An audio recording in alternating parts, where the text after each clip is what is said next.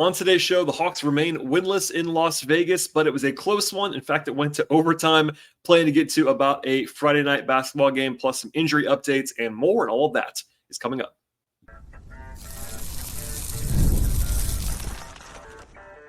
You are Locked On Hawks, your daily Atlanta Hawks podcast, part of the Locked On Podcast Network. Your team every day. Hello, friends. Welcome to episode 1768 of the Locked On Hawks podcast. I am your host, Brad Rowland, coming to you on a Friday evening into Saturday. And today's podcast is brought to you by the folks at FanDuel Sportsbook. This summer, they're hooking all of us up. Yes, all customers with a boost or a bonus every single day. Something for everyone, every day, all summer long. And the place to go is, of course, FanDuel.com to get started. I also want to encourage you at the top of the podcast, as I always do, to make us your first listen each and every day. Please check us out and subscribe to Locked On Hawks anywhere you might find your podcasts. That includes Apple and Spotify and Overcast on the audio side, as well as on the video side over on YouTube. Please like this episode as you are watching it, and then also subscribe and enable notifications so that you know when we have a new podcast dropping on that platform. And it's been very busy, as you can see if you're watching on YouTube, or maybe even here if you're listening.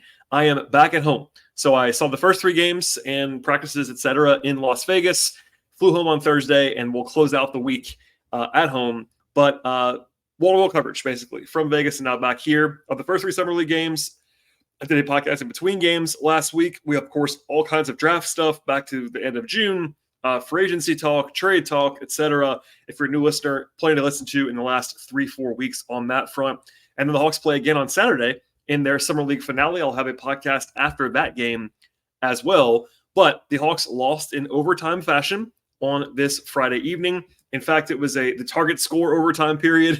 The final score was 103-99. It was untimed overtime, as we'll come back to later on in this podcast. We'll kind of give you a rundown of my observations throughout the game, as well as the kind of player-by-player breakdowns later on in the show. But I must start with the injuries. So obviously, a lot of people probably tapped out on this. I got multiple notifications on Twitter of people that would normally be watching the Hawks game. They were basically like, I'm tapping out.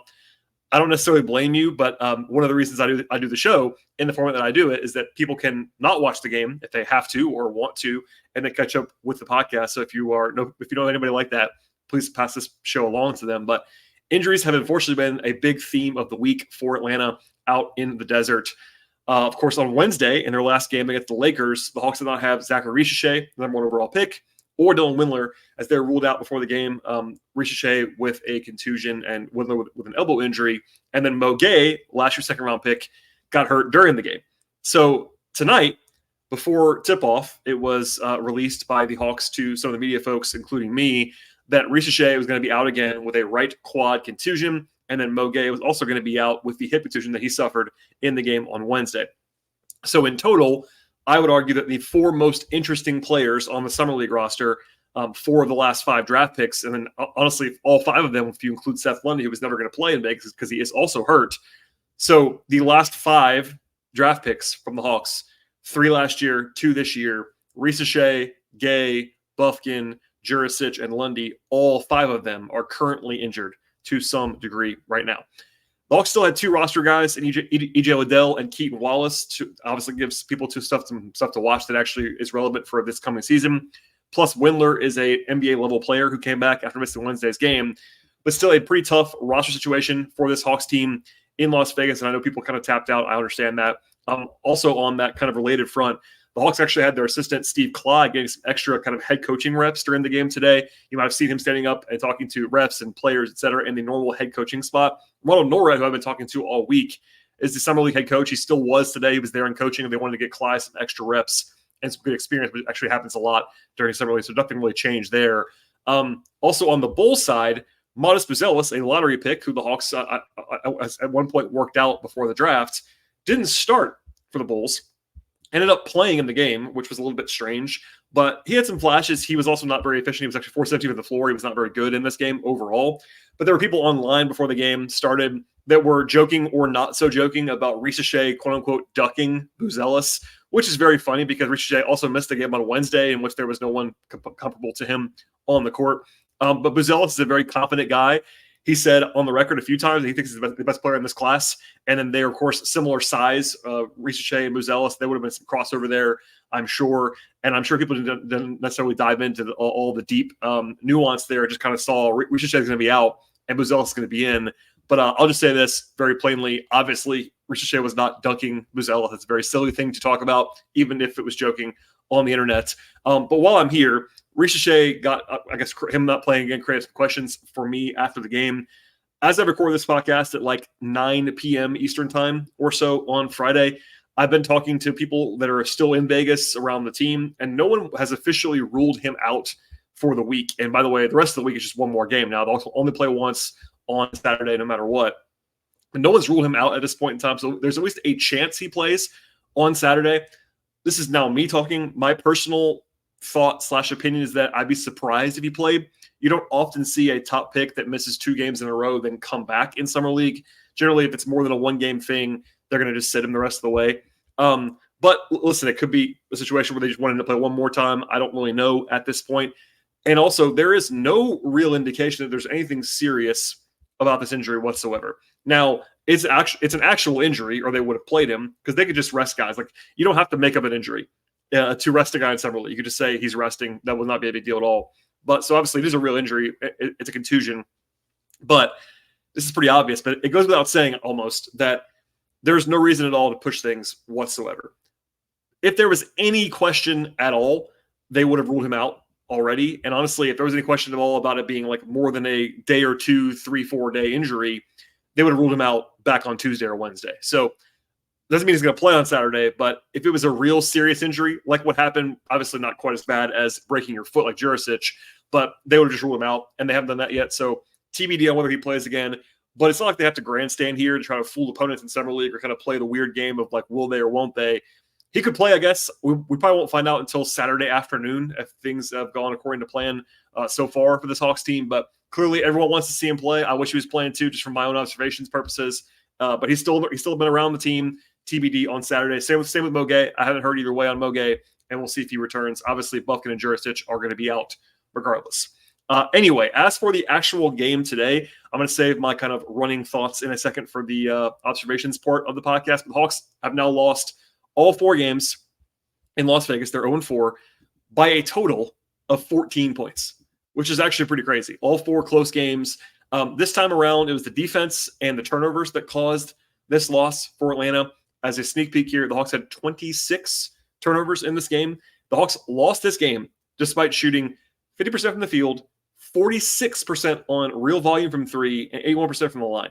And they lost because they turned the ball over 26 times and also played some pretty poor defense along the way in this one. Plus, DJ Stewart, formerly of Duke, was awesome for Chicago in this game. He hit 37 points in 32 minutes for the Bulls. So that was all the combination of why the Hawks lost this game. We're going to kind of talk about how this one unfolded, including the overtimes and crunch time stuff later on. And a nice game from Keaton Wallace, one of my guys that I'm certainly following closely at Summer League. Anyway, that's all that out of the way. We'll kind of dive into that in a second. But first, a word from our partners on the podcast today. And the first is FanDuel.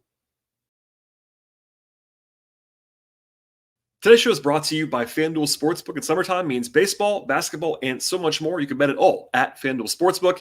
FanDuel is America's #1 sportsbook, and this summer, they're hooking all customers up with a boost or a bonus every single day. That's right, there's something for everyone, every day, all summer long. Bet on all your favorite players and your favorite teams with quick bets, live same-game parlays, exclusive props, and much more. The FanDuel Sportsbook app is really easy to use as well. They have all the stuff you're looking for in the sports betting space, from over-unders to point spreads to money lines to player props, future bets, and so much more. They actually cover the entire range of sports as well, and the app is very safe and it's very secure. That includes the NBA and Summer League games. All the action that you want on Summer League is available at FanDuel. WNBA, NFL, college football, Olympic stuff, MLB, golf, tennis, soccer, auto racing, boxing, MMA, and so much more. And now is an awesome time to sign up with the folks at FanDuel Sportsbook. Just visit FanDuel.com to get started. One more time, the place to go is FanDuel.com to get started, and you can make the most out of your summer with FanDuel, official sports betting partner of Major League Baseball. All right, we'll dive in now to how this game kind of unfolded and my observations along the way here in the 40-plus minute instant classic, quote-unquote, in Las Vegas.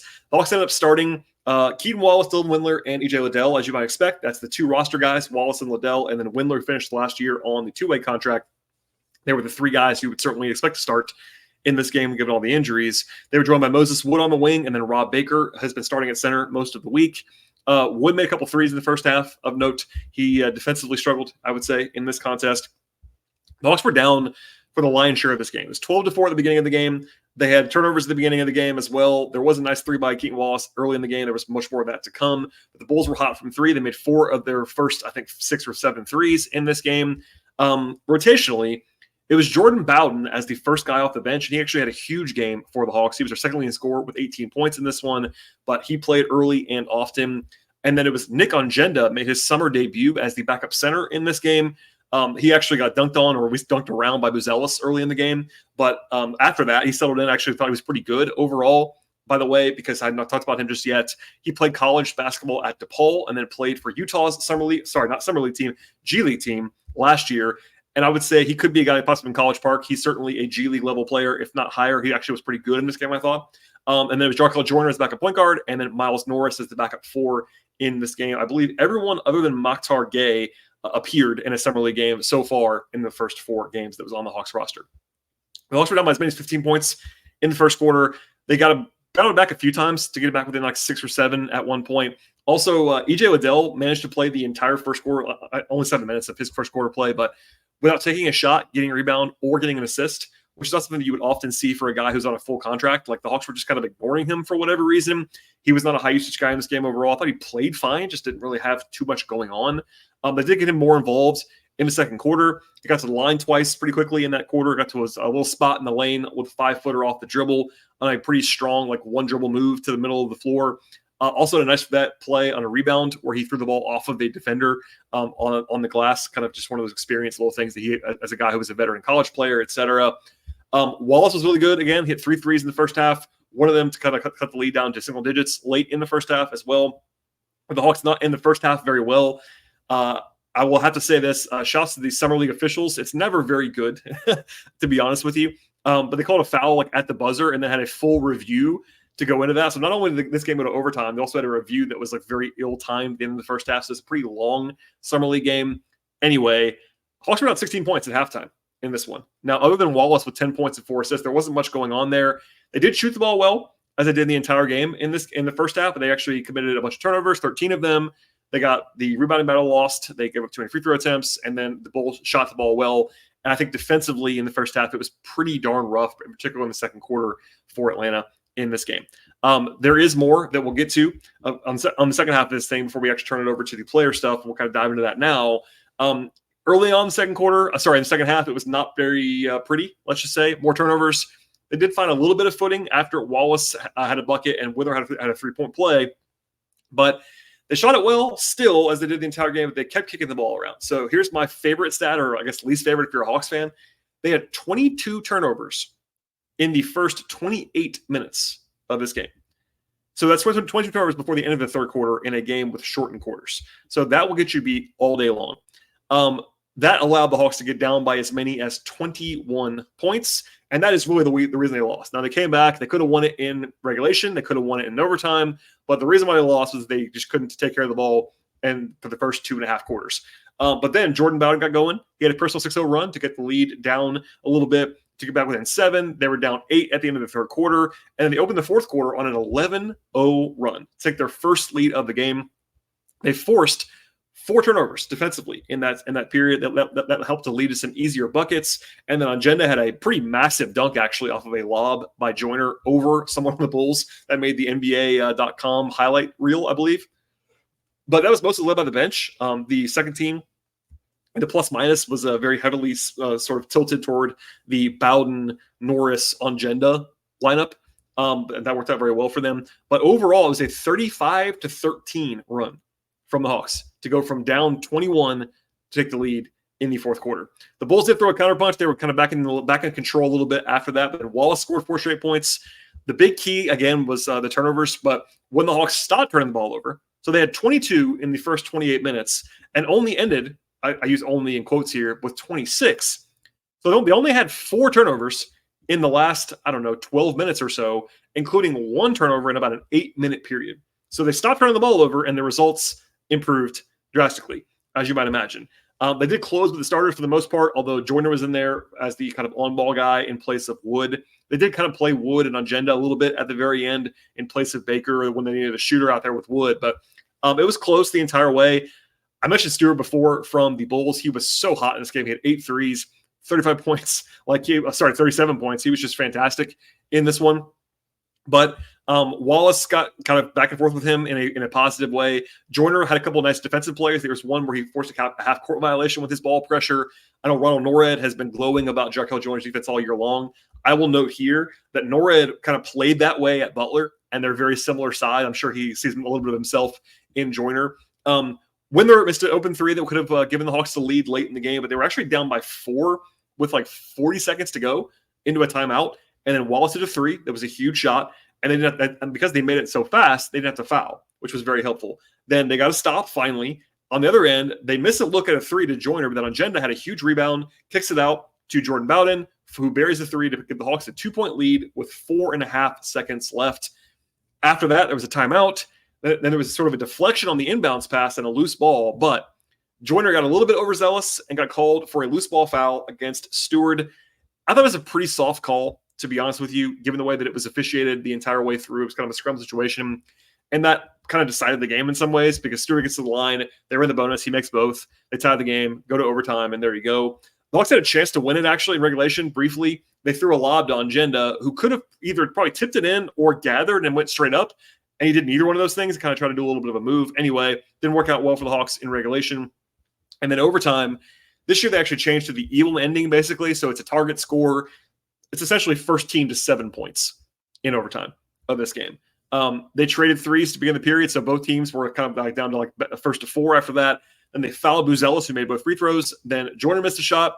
The Bulls called timeout to kind of set up a play to win the game potentially. And then Stewart got to the rim, walked it off, and that was the end of that. So kind of a brutal loss. Obviously, I'm not there to ask questions in the way that I would have been. I would have certainly been asking Norred about his reaction, what he kind of messaged to the team. I'm sure that it was upbeat still because the Hawks had some nice moments in this game. It's just that the turnovers in the end, the defense was not very good. And we'll get into that again in a second when I talk about the player stuff. But that's kind of the way this all went. If you happen to miss it, that was a good kind of segment on how what you might have missed along the way. And then we'll get into the player by player stuff in a second. But first, a word from our partners on today's podcast.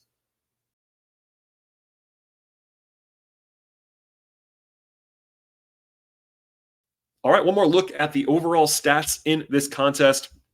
The Hawks, again, shot 50% from the field and 16 of 35 from three with 17 of 21 at the free throw line. So extremely good shooting numbers. They had 17 fast break points, 25 assists, like all really good numbers for a summer league game in particular where the shooting is usually down compared to NBA games.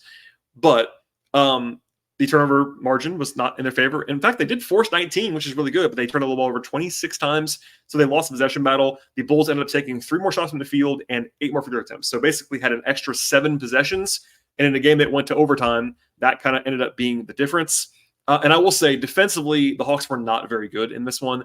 Part of that was Stewart was really good as a shooter. He was making some tough shots. But Sonogo got kind of whatever he wanted to as the big for Chicago. And I thought that the Hawks had some nice breakdowns along the way. I think the point of attack was pretty good from Wallace and Joyner. But the bigs, I thought Baker was really rough in this one. I thought Moses Wood struggled defensively in this game too. And Liddell was okay, but he wasn't like a difference maker. Norris probably had his worst game, in my opinion, of the week. So hit and miss, to be sure. As for the players in this contest, we'll start with the bench. The one guy off the bench who kind of stood out, obviously, was Jordan Bowden.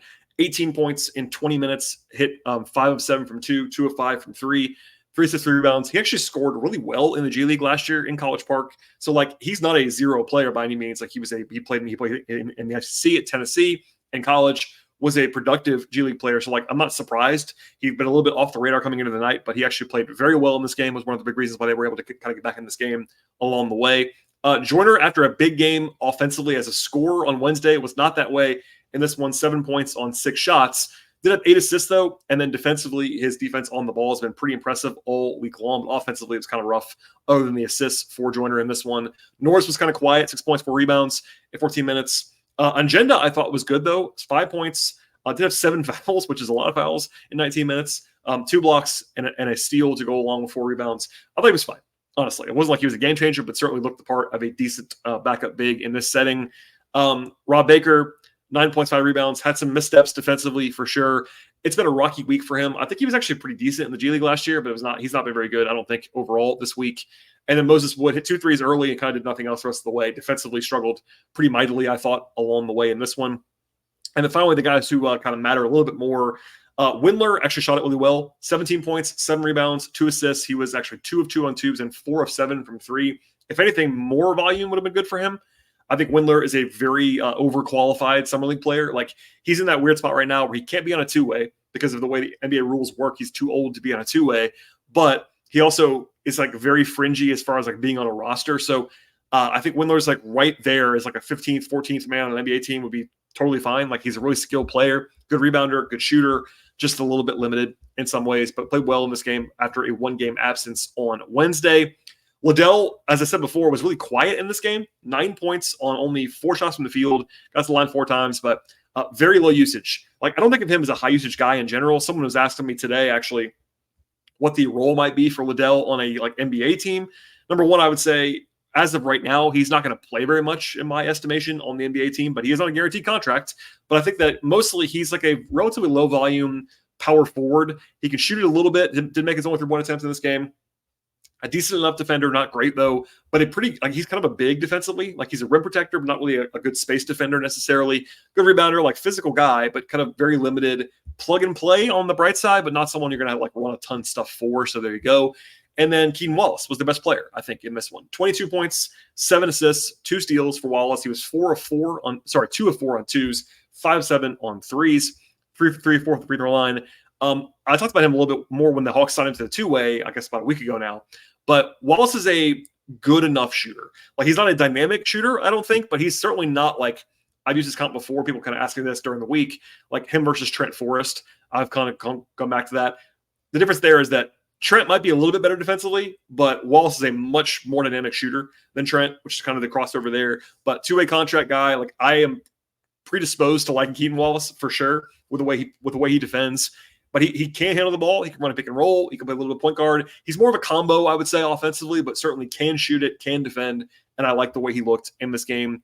Stewart was the best player on the floor in this one for either team, which for Chicago, but I think that Wallace was honestly better in this game than Buzelis or maybe, Sanogo or Phillips or whatever on the Chicago's team. So good night for him overall. And then also he had kind of an ankle thing, it seemed like, going into the game, but he ended up playing and looked the part of what he's supposed to be for this Hawks team.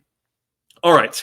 A lot of words on this game. Obviously, a lot happened in this one. The Hawks do play again one more time exactly. Nothing can happen. If they win, they're done. Doesn't matter. One more game on Saturday, 6 p.m. Eastern time. Same start as it was on Friday. This time, actually, it's going to be in Cox Pavilion. So if you're in Las Vegas, which I know a couple of Hawks fans are still there, that's the smaller gym that the Hawks have not been in all week. If you're a Summer League veteran like I am, usually the Hawks kind of get relegated to the small gym a lot. But this year, because they had the number 1 overall pick, they probably got pushed to some bigger slots, TV-wise, and the bigger gym. But the way that things broke with the draw in the fill-in game on Saturday, they're playing in the small gym. There's a note you'll probably notice that on the broadcast. When you watch it, it'll look a little bit different. But they're actually facing the Knicks in that game, and the game's going to be on ESPN proper. As of this moment, it's scheduled to be on ESPN. So there you go.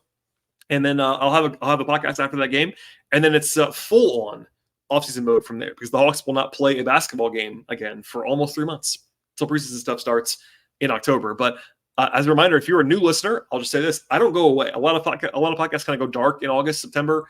I do not. I might slow down a little bit as far as volume of episodes, but I'm still going to be doing shows every single week all summer long into the fall. So stay tuned for all of that. Please go ahead and subscribe to this podcast on your favorite podcast platform: Apple, Spotify, Overcast, any of those places you might find podcasts, Amazon, etc. We're going to be there. Also, if you want to watch the show on YouTube, please like this episode if you're watching right now, and also please subscribe on that platform, or do both.